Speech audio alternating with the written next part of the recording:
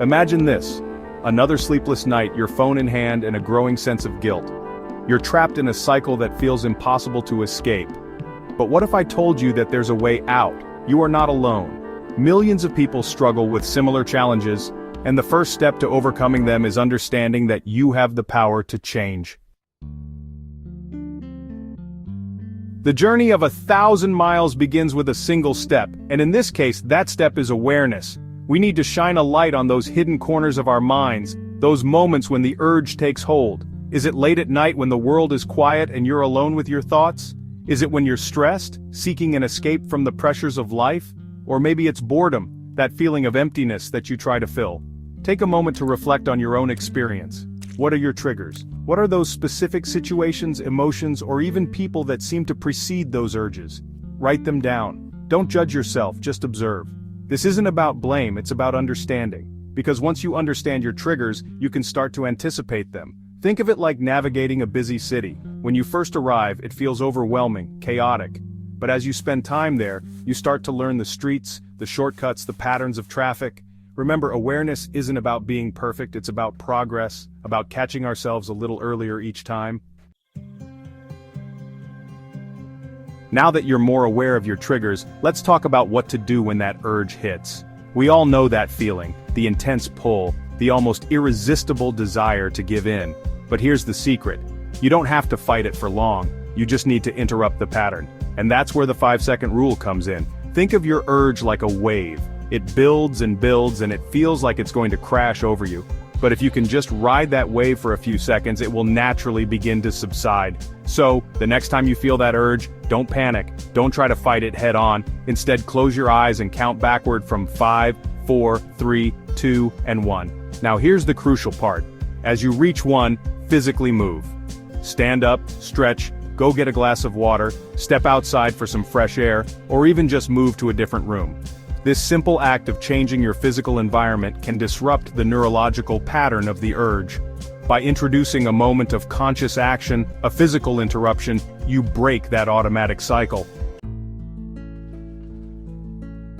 So many times we tried to overcome bad habits, but we can't. We tell ourselves, I'm not going to do that anymore, but we don't replace that habit with anything else. And what happens? The old habit comes creeping back in, like weeds taking root in fertile ground. Why is that? Because habits, even negative ones, serve a purpose.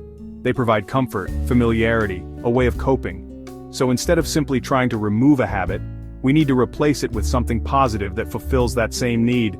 The key is to find something that excites you, something that you genuinely enjoy. Because when you're passionate about something, it's easier to stick with it.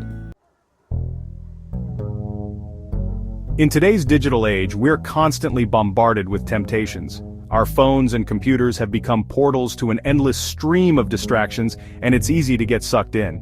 But just like we set boundaries in our physical lives, it's crucial to set boundaries in our digital lives as well. Start by setting some ground rules for yourself. If you're trying to reduce adult content consumption, use apps designed to block those websites. Turn off incognito mode, which can create a sense of anonymity and detachment.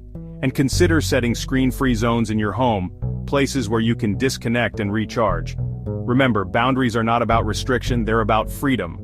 Freedom from distraction, freedom from temptation, freedom to live a more intentional and fulfilling life. As we navigate this journey of overcoming addiction, it's easy to get caught up in the day-to-day struggles, the moments of temptation, the setbacks along the way. But in those moments, it's crucial to remember why you started this journey in the first place. Ask yourself, why do I want to quit? What is the deeper motivation driving this change? Is it for better focus, for improved mental clarity? Is it for healthier relationships, for the ability to be more present with loved ones? Write your why down on a piece of paper and put it somewhere visible. Make it your phone wallpaper, stick it on your bathroom mirror, or keep it in your wallet. Because when you're faced with a difficult moment, when you're feeling tempted to give in, that why will be your anchor. Today, I challenge you. Take the first step. Write down one trigger you've noticed and one positive habit you'll replace it with. Commit to it for just one day. That's it, just one day of making a different choice. And share your progress in the comments. Let's create a space where we support each other on this journey. Because you are not alone. We are in this together. Remember, You are more than this addiction. You are capable of breaking free, one step at a time. Next Sunday, we'll tackle the infinite scroll trap. Have you ever opened your phone for 5 minutes and ended up scrolling for hours? It's time to reclaim your time and break free from the endless scroll. See you next week with practical hacks to take control of your digital life. Mark your calendar, you won't want to miss it.